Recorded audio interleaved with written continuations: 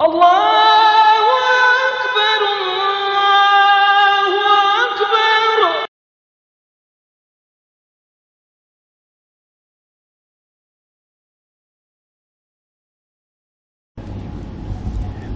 Assalamualaikum warahmatullahi ta'ala wabarakatuh.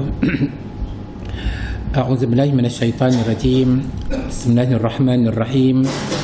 Alhamdulillahi rabbil alamin.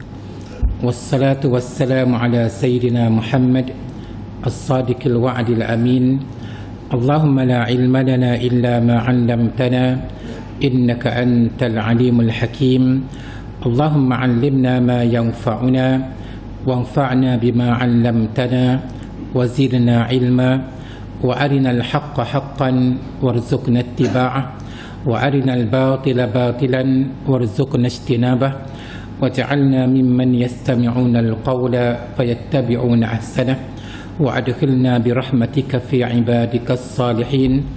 رب اشرح لي صدري ويسر لي أمري واحلل عقدة من لساني يفقه قولي. Amma ba'du.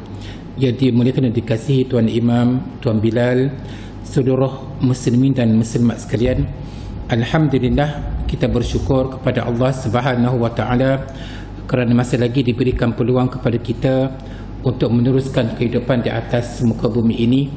Masih lagi diberikan kepada kita as-sihhatu wal afiyah, yang dengannya kita dapat menunaikan ibadah kepada Allah Subhanahu wa taala sebagai bekalan untuk kita bawa ke alam akhirat nanti, insya-Allah. Muslimin dan muslimat sekalian, malam ini masih lagi tajuk kita berkaitan dengan keadaan orang-orang yang sakit. Ayuhal ikhwah, tuan-tuan dan puan-puan sekalian, tu'tabaru dunya makanan litahqiqi ahdafina wa ahlamina. Dikata dunia ni merupakan satu tempat untuk kita nak merealisasikan cita-cita kita dan juga matlamat hidup kita. Tuan-tuan sekalian, apabila kita hidup di dunia ni, perkara pertama yang kita wajib miliki adalah pendapatan, kan, pendapatan bulanan. Yang kedua, apabila kita sudah ada pendapatan, kita nak kepada pasangan hidup. Yang lelaki perlu kepada perempuan, yang perempuan perlu kepada lelaki. Bagi mencukupi keluarga kita tu, kan, kita kena ada anak-anak. Kemudian kita perlukan kepada kediaman, kan, dan akhir sekali kita perlu kepada kenderaan. Ada orang kenderaan dia biasa-biasa, kan, tapi ada orang kenderaan yang digunakan adalah kenderaan yang mewah. Contohnya Welfare, kan. Welfare ni harga dia, sebutir harga Welfare tu hampir 300,000. Kalau gaji setakat 10,000 tak mampu nak pakai. Ada seorang tu dia try, dia pendapatan dia sebulan 10,000, dia pakai Welfare. Sebulan dia kena bayar bulanan ke bank 3,000. Pakai separuh jalan, bank tarik, tak mampu nak pakai, kan. Okey, birragmi min jamaliha fa innaha la takadu takhlu min as-su'ubati allati nuwajihuha yawmiyan. Sekalipun dunia ni kita nampak comel, cantik, lawa, seronok, kan, tapi dia kata di sana pasti ada kesukaran yang wajib kita laluinya. Setengah kita ni memang kadang-kadang kita sendiri pun kadang-kadang senang, kadang-kadang susah, kadang-kadang gembira, kadang-kadang sedih, kadang-kadang happy dan kadang-kadang tak happy, kan. Kadang-kadang sakit, kadang-kadang sihat, kadang-kadang balas dengan orang, kadang-kadang baik dengan orang. Maknanya kehidupan dunia ni macam tu. Tidak ada kehidupan dunia ni daripada awal sampai akhir senang je, tak ada. Dia wajib silih berganti. Wa ma'a su'ubatiha nata'allamul katsira min ad-durus allati tu'siru salban aw ijaban alaina. Sekalipun dia susah kehidupan kita di dunia ni, tapi kita banyak belajar daripadanya yang memberi kesan kepada kita sama ada dalam bentuk positif ataupun negatif. Itulah dipanggil kehidupan dunia. Al-hayatud dunya mata'uha qalil. Kehidupan dunia ni, keseronokan dia, nikmat dia sedikit sebenarnya. Kalau kita tengok, kan, Perasan tak penyerang pasukan Liverpool tu kan, M.O. Salah kan. M.O. Salah ni ditawarkan gaji oleh satu kelab daripada Saudi, Al-Ittihad, seminggu sebanyak RM14 juta seminggu. Bermakna 2 minggu 28 juta. Jadi bermakna sebulan berapa? 56 juta kan. Tapi sebenarnya kalau kita nak bandingkan akhirat, Nabi SAW umpamakan nikmat dunia ni, kesenangan dunia ni, keseronokan dunia ni dibandingkan dengan akhirat. Kita ambil jari kita ni, kita celup dalam air laut, kita angkat air yang dekat di jari ni, itulah dipanggil nikmat dunia. Dan air laut keseluruhan tu ibarat nikmat akhirat. Jadi kalau orang tu dikejar dunia semata-mata, tak kejar akhirat, maka dia mendapat bahagian yang sedikit sahaja. Lepas tu pada mati, dia berpisah dengan harta dia dan tak ada apa yang dia bawa ke alam akhirat. Wa muqti'un man zanna annaha darus sa'adati wal hana wa hiya daru fana la daru baqa, adalah merupakan satu benda yang salah bagi mereka yang menyangka bahawa dunia merupakan tempat untuk mencari apa dipanggil kesenangan hakiki, sedangkan dunia merupakan tempat yang fana, tempat yang binasa, dan bukannya tempat yang kekal abadi. Wa daru mamar la daru maqar, dia hanyalah merupakan tempat lalu je, kita lalu atas dunia kan. Sementara kita masuk ke kubur ni, kita lalu atas dunia kan, dan dia bukan tempat yang tinggal yang selama-lamanya. Qala Allah Ta'ala, Allah Ta'ala berfirman, ya qaumi innama hadhihi al-hayatud dunya mata' wa innal akhirata hiya darul qarar. Wahai kaumku, sesungguhnya kehidupan dunia ini adalah merupakan satu keseronokan yang sementara, dan akhirat merupakan tempat yang kekal abadi. Jadi Ta'ala beritahu pada kita, kamu jangan kejar sangat dunia. Dunia memang kita nak senang, tapi akhirat tu yang kita perlukan kesungguhan yang sebaik-baiknya, kerana akhirat merupakan tempat yang kekal abadi. Okay. Ayyamuha tanqadi sira'an. Dunia ni, hari dia berlalu dengan begitu cepat. Malam ni malam Jumaat, saya rasa baru je datang kan. Maknanya seminggu cepat, sebulan cepat, setahun ni dah masuk bulan 9, 3 bulan lagi masuk 2024 dah kan. Maknanya ayyamuha tanqadi sira'an, dia berlalu dengan begitu cepat. Walayaliha tansarimu tiwa'an, dan malam macam tu juga malam kan. Kalau siang macam tu, malam macam tu juga. Kita tidur lepas isyak, kita bangun subuh, habis dah malam. Makna malam ni begitu cepat berlalu. Kullama madha alayka ya bani Adam yaumun dana ajaluka. Setiap satu hari berlalu, and berlalu bermakna ajal kamu semakin hampir kan. Sehari bermakna ajal kita ni semakin hampir, semakin hampir, semakin hampir. Fayaumuka aqrabu minhu min amsika.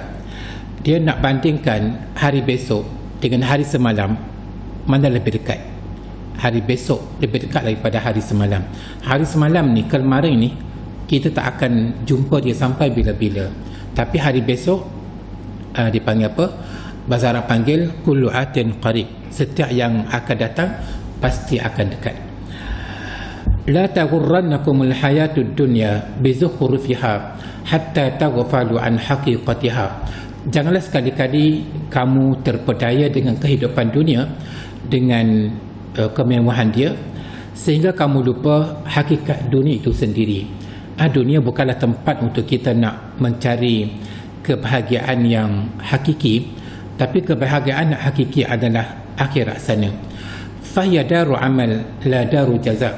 Dunia merupakan tempat untuk kita beramal, mencari bekalan, dan bukanlah tempat untuk menerima balasan.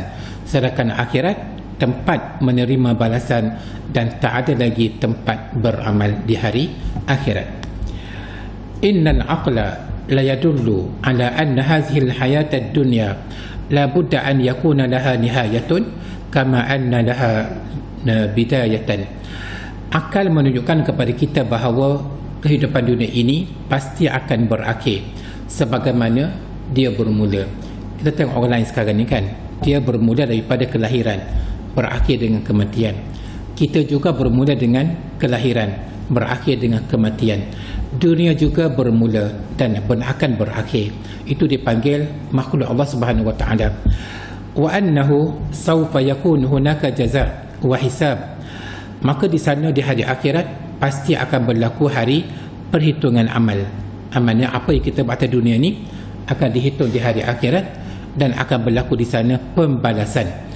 Faman ahsana falahul husna. Siapa yang buat benda baik, maka dia mendapat kebaikan tersebut. Waman asaa, siapa yang melakukan kejahatan, fala yalumanna, maka janganlah sekali-kali dia mencela illa nafsah, melainkan diri dia sendiri. Kenapa kamu pilih jalan yang salah? Kenapa kamu pilih jalan yang batil? Kenapa kamu pilih jalan ke neraka? Jadi kamu jangan mencaci, melainkan diri kamu sendiri yang tersilap pilih. Ayuhal ikhwah, tuan-tuan dan puan-puan sekalian, al-Islamu dinun yasir.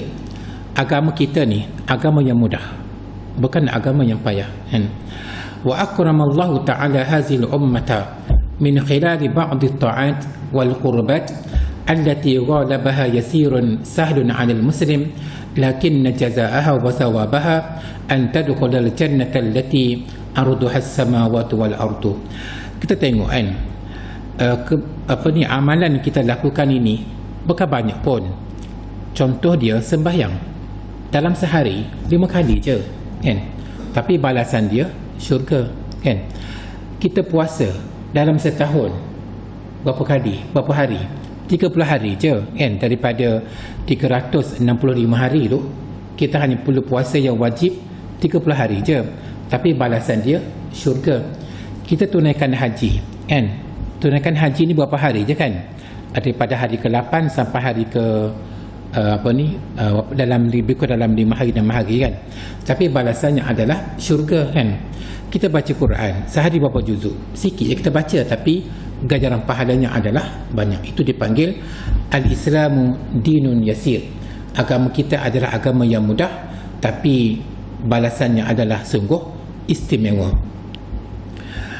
Wa minal a'mali allati tudkhiluka al-jannata hiya, di antara amalan yang membolehkan kamu masuk ke syurga adalah yang pertama, salatu sintai asyrata raka'atan kulla yawmin wa laylatin ta'atan wa imtisalan lillahi subhanahu wa ta'ala. Menunaikan sembahyang sunat 12 rakaat sehari semalam untuk menyatakan ketaatan kita kepada Allah Subhanahu wa ta'ala.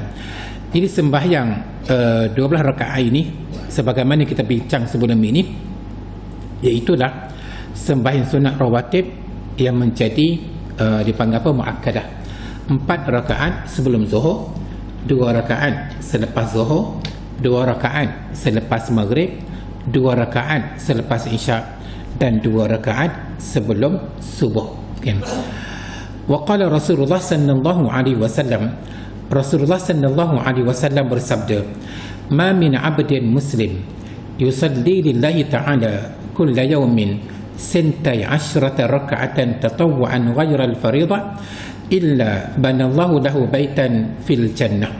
Tidaklah seorang muslim yang menunaikan sembahyang kerana Allah Subhanahu wa taala setiap hari sebanyak 12 rakaat sebagai sembahyang sunat yang bukan fardu, malaikat Allah Subhanahu wa taala akan membina baginya mahligai dalam syurga. Jadi kita kena lazimilah. Maknanya sebelum zuhur 4, selepas zuhur 2, selepas maghrib 2, selepas isyak 2, dan sebelum subuh 2. Sanian, yang kedua, imtisalul akhlaqil hasanah. Kita nak masuk ke syurga ni, kita hendaklah berakhlak dengan akhlak yang mulia, dengan akhlak yang baik. Fa'an Abi Darda radhiyallahu anhu, daripada Abu Darda radhiyallahu anhu, anna Nabiy sallallahu alaihi wasallam qala, bahawa Nabi sallallahu alaihi wasallam bersabda, ma min syai'in athqalu fi mizanil mu'mini yawmal qiyamati min husnil khuluq wa inna Allaha yubghidul fahishal baziyya. Ma min syai'in athqalu fi mizanil mu'mini yawmal qiyamati min husnil khuluq. Tidak ada sesuatu yang lebih berat dalam timbangan orang-orang mukmin pada hari kiamat melainkan akhlak yang mulia. Dan Allah Ta'ala sangat membenci orang yang buruk akhlaknya, yang jahat perangainya, kan? Sadisan, yang ketiga, al-hirsu ala ada'i salawat al-mafrudah fil masjid, menunaikan sembahyang fardu 5 waktu di masjid, haitsu yakunu sababan fi dukhulil jannah birifqatin Nabi sallallahu alaihi wasallam, di mana orang yang menunaikan sembahyang 5 waktu di masjid ini merupakan penyebab untuk masuk ke syurga dan dapat menemani baginda Rasulullah sallallahu alaihi wasallam. Li hadis Rabi'ah ibn Ka'b al-Aslami radhiyallahu anhu qala, akalan hadis Rabi'ah ni sahabat lelaki, seorang lelaki, sahabat bin Ka'ab bin Aslami radhiyallahu anhu, katanya, kuntu abitu ma'a Rasulillah sallallahu alaihi wasallam, pada suatu malam aku tidur bersama baginda sallallahu alaihi wasallam, fa ataituhu bi wudu'ihi wa hajatihi, amana pagi besoknya aku bawa kepada Nabi ni satu bekas yang berisi air untuk baginda berwuduk dan menunaikan hajat. Pada masa dulu tak ada air paip kan, jadi aku bawa lah sebekas untuk baginda berwuduk dan menunaikan hajat. Faqala li, maka Nabi berkata kepadaku, sal, mintalah apa yang kamu nak minta. Faqultu, aku berkata, as'aluka murafaqataka fil jannah, aku minta supaya aku dapat menemani engkau wahai Rasulullah dalam syurga. Qal, Nabi menjawab, aw ghayra zalik, ada benda lain kamu nak minta? Qultu, aku berkata, huwa zak, benda tu je kena. Qal, maka Nabi kata, fa'inni ala nafsika bikasratis sujud, tolonglah aku terhadap diri kamu dengan memperbanyakkan sembahyang, dengan makna sembahyang yang ditunaikan di masjid. Jadi maknanya orang yang menunaikan sembahyang berjamaah ini dijanjikan syurga oleh Rasulullah sallallahu alaihi wasallam. Ayuhal ikhwatul fudala, tuan-tuan dan puan-puan sekalian, sekarang kita masuk pada tajuk kita berkaitan dengan hal ehwal orang yang sakit. Alal maridi al-musara'atu ila taubah. Yang pertama, apabila dia itu sakit, dan sakit yang boleh dikatakan nak habis nyawa dah kan, sakit yang tenak tu, dia hendaklah bertaubat. Sebab apa perlu bertaubat? Sebab Rasulullah sallallahu alaihi wasallam menyatakan bahawa at-taibu minaz zambi kama la zambalah. Orang yang bertaubat daripada dosa, maka tidak ada dosa baginya. Jadi bayangkan, dia sakit dah penghapusan dosa, dia bertaubat lagi tak ada dosa. Jadi orang yang merasakan bahawa sakit dia ni memang sakit kepada yang dah penghujung kehidupan dia di dunia ni, dia perlu bertaubat dan dia perlu kosongkan daripada dosa. Bila dia bertaubat kepada Allah Subhanahu Wa Taala, maka tak ada dosa baginya dan dia matilah keadaan yang tak berdosa. Itu penting kan. Yang pertama kena bertaubat. Yang bagi lil maridi an yahrisa ala tahsin khuluqi. Orang sakit ni dia kena jangan pongoh. Jangan pongoh. Kalau kita tengok orang sakit kan, pongoh lah kan. Terutama orang yang kena stroke kan, dia minta air dengan isteri lambat sikit bawa air, dah kena marah, pongoh sangat. Jadi orang sakit ni jangan pongoh, kena mempunyai akhlak yang baik. Wa an yajtaniba al-mukhasamah wal munaza'ah fi umuri dunia. Dan orang sakit ni jangan balah. Kadang-kadang ada balah dengan orang tu, balah dengan orang ni kan, tentang perkara dunia kan. Wa an yastahdira fi zihnihi anna hadha akhiru awqatihi fi daril a'mal fayakhtimaha bi khairin. Dan kena bubuh dalam pemikiran dia bahawa masa dia dah tak lama dah kan, kehidupan dunia ni dah tak lama, maka alangkah baiknya kalaulah dia mati dalam keadaan yang husnul khatimah. Wa an yastahilla zaujatahu, dan yang kedua dia kena maafkan isteri dia, maafkan makan minum, maafkan segala kekasaran isteri dia, kesalahan isteri dia, apa-apa sahaja dia kena maafkan. Wa auladah, dan semua kesalahan anak-anak dia ni dia kena maafkan. Wasaira ahli, dan semua adik-beradik dia, kaum kerabat dia, tok tua dia kan, dan sebagainya dia kena maafkan. Wa jiranah, dan jiran dia. Wa asdiqaah, dan kawan-kawan dia kena maafkan. Wa kullaman kanat bainahu wa bainahu muamalatun aw musahabah aw ta'alluq, apa-apa sahaja yang ada kaitan dengan dia kena maaf semua sekali. Wa yurdiyahum, dan dia dipanggil apa, dan dia kena meredai semua mereka. Wa an yata'ahada nafsahu bi qira'atil qur'ani waz zikri, walaupun dia sakit dia kena baca Quran. Semasa sihat dia kena baca Quran, semasa sakit pun dia kena baca Quran. Sebab itulah kalau seorang tu dia terlantar di hospital kan, Quran kena ada kan, ada waktu yang terluang kena buka Quran, kena baca Quran. Wa hikayatis salihin wa ahwalahum indal maut, dan dia kena baca hikayat orang-orang yang soleh dan bagaimana orang soleh menghadapi kematian. Dia kena baca kisah-kisah yang tertentu. Yang kedua, wa an yuhafiza ala salawatil khams, dia hendaklah sentiasa menjaga, memelihara sembahyang 5 waktu. Sebagaimana yang kita bincang pada minggu lepas, orang yang sakit kalau dia mampu sembahyang seperti biasa, dia wajib tunaikan seperti biasa. Kalau dia tak mampu sembahyang berdiri, maka dia kena sembahyang sambil duduk, sama ada atas kursi ataupun duduk seperti dipanggil seperti duduk antara dua sujud itulah. Kalau dia tak mampu duduk, dia kena sembahyang mengiring, sama ada sebelah kanan ataupun sebelah kiri, tapi disunatkan sebelah kanan dan dada dia menghadap kiblat. Dan sembahyang menggunakan isyarat kepala kan, maknanya Allahu Akbar, dia rokok sikit, dia i'tidal, dan dia pun sujud lebih rendah daripada rokok, dan begitulah seterusnya. Kalau dia tak mampu sembahyang secara mengiring, maka dia naklah sembahyang secara terlentang menghadap kiblat, dan dia menggunakan kepala, ataupun kalau dia tak mampu menggunakan kepala, dia menggunakan kelopak mata. Selagi mana akal dia berfungsi, selagi mana dia ada ingatan dan ingatan dia tidak hilang, maka sembahyangnya adalah wajib mengikut kemampuan yang ada pada diri dia. Yang ketiga, wa an yusiya ahlahu bis sabri alaihi, hendaklah dia mewasiatkan, maksudnya wasiat ni dengan makna memberi pesanan kepada saudara mara dia supaya bersabar terhadap diri dia yang sedang sakit. Wa bitarkin nauhi alaihi, dan kalau dia mati jangan sekali-kali kaum kerabat dia meratapi.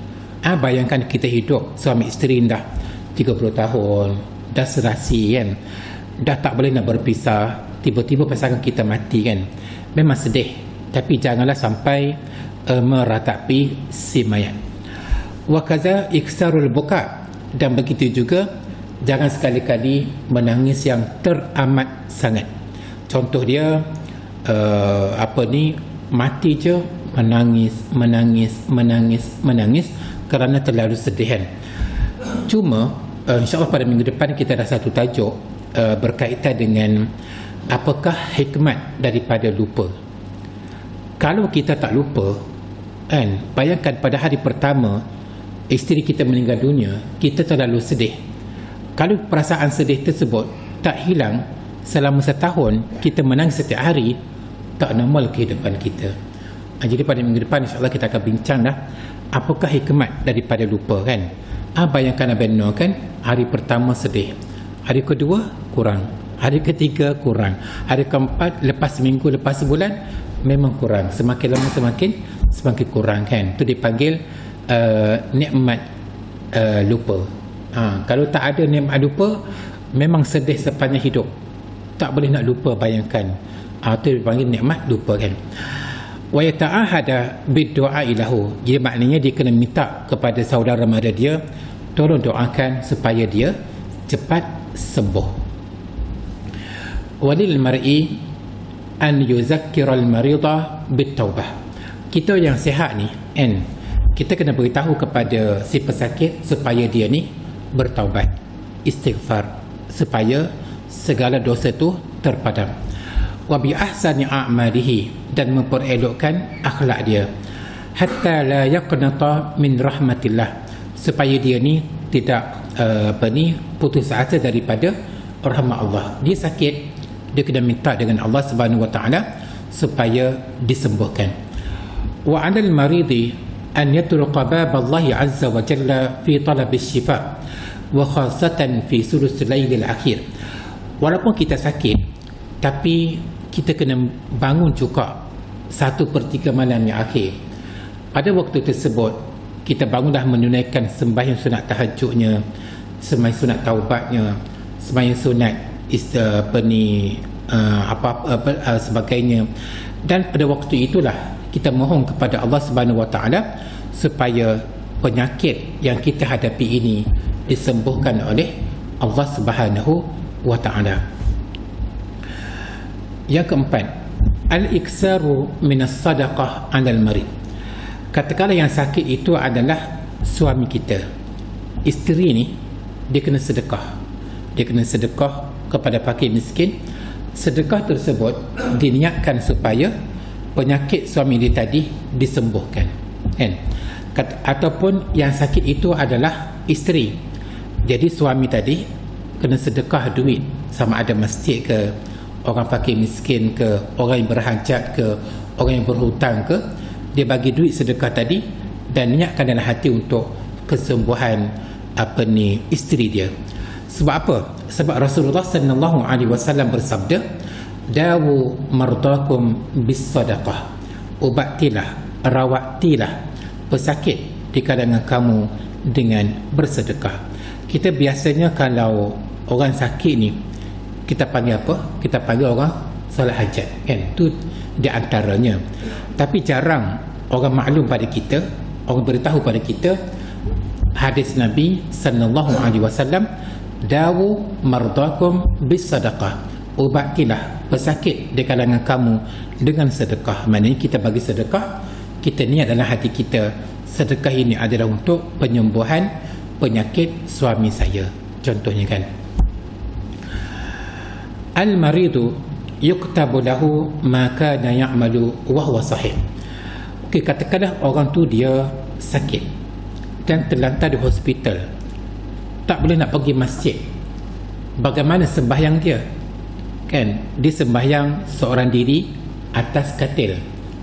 Adakah dia mendapat pahala yang biasa dia buat?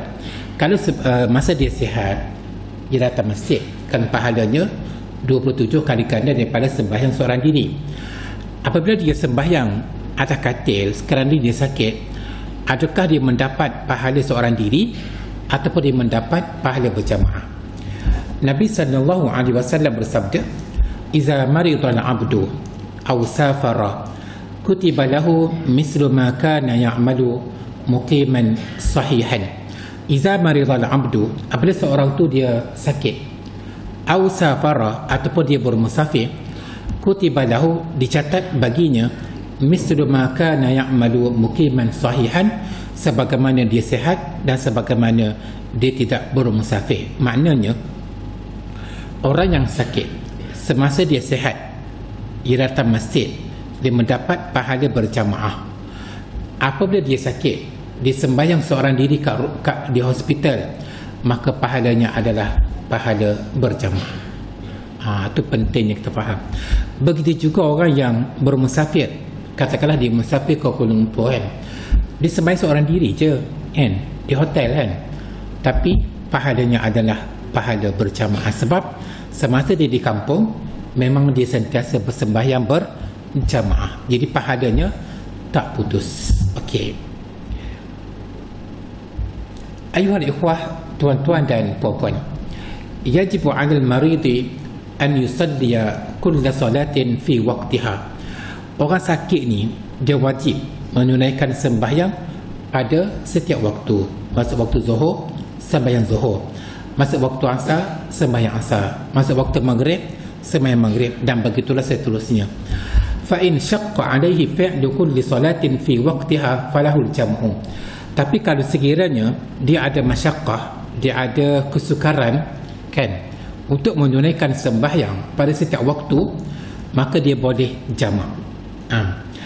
Baina salati zuhri wa salati al-asri, zuhur dengan asar, wa baina salati al-maghribi wa salati al-isya, di antara maghrib dengan isya, imma jama'a taqdim wa imma jama'a ta'khir hasbama yakunu aisara lah.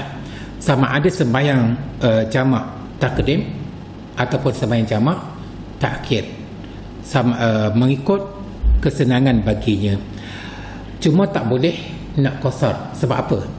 Qasar hanya dibolehkan bagi mereka yang bermusafir. Musafir ini melebihi dua marhalah. Dua marhalah lebih kurang 89 km kan. Okey, maknanya kalau perjalanan dia tadi melebihi dua marhalah, baru dia boleh qasar.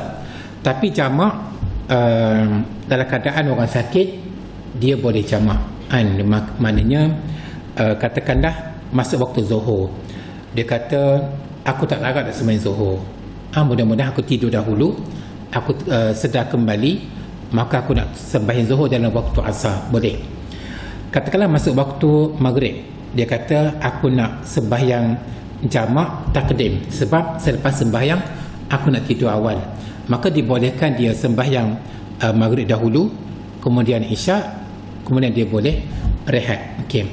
Dan kalau selepas sembahyang maghrib, lepas sembahyang isyak, jamak takdim tadi, dia dah boleh menunaikan sembahyang sunat witir. Boleh, walaupun dalam waktu maghrib, sebab dah selesai pun sembahyang isyak. Jadi witir ni dia bermula selepas isyak kan. Jadi kalau kita dah tunaikan sembahyang isyak walaupun dalam waktu maghrib kan, maka kita boleh sembahyang sunat witir. Tuan-tuan dan puan-puan sekalian, dia jamak ni dia lebih simple kan. Katakanlah orang yang bekerja sebagai doktor kan, doktor bedah, dia masuk bilik bedah pukul 12, dia keluar pukul 5. Jadi macam mana dia nak sembahyang, sedangkan dia tak boleh nak berhenti kan kerja dia tu?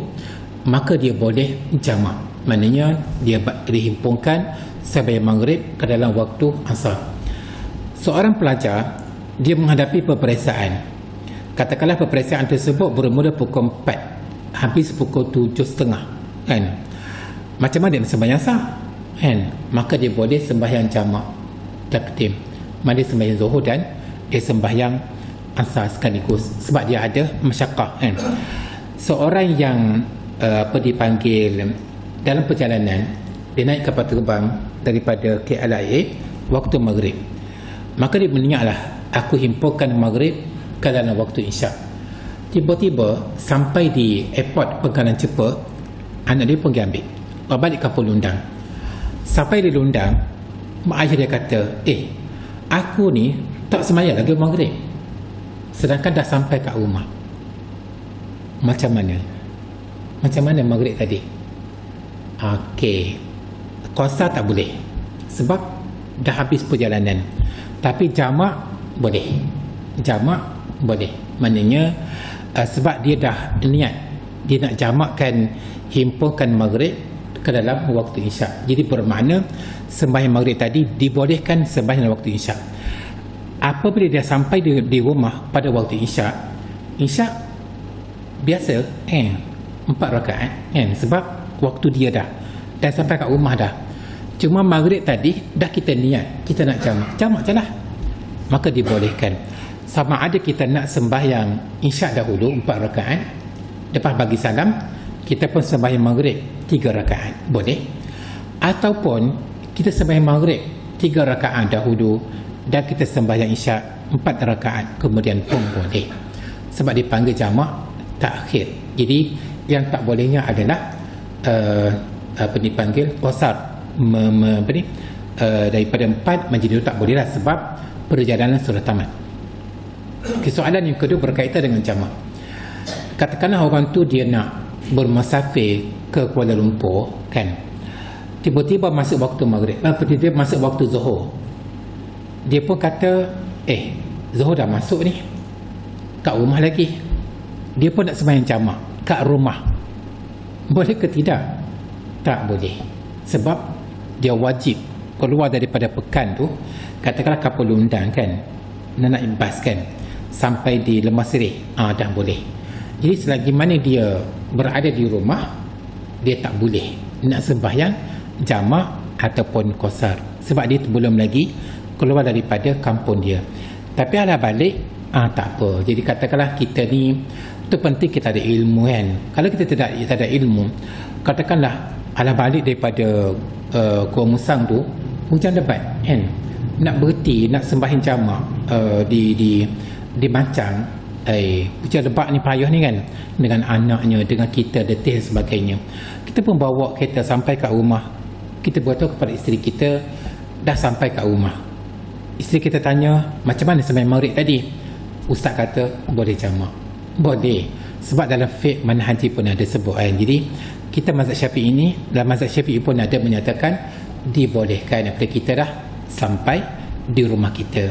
Jadi untuk itu malam ini sahaja, untuk malam ini banyak perkara yang kita dapat pengajaran pada malam ini, dan insyaAllah pada minggu depan tajuknya adalah apakah hikmat di sebalik lupa. Kan biasa kalau kita lupa ni bahaya kan,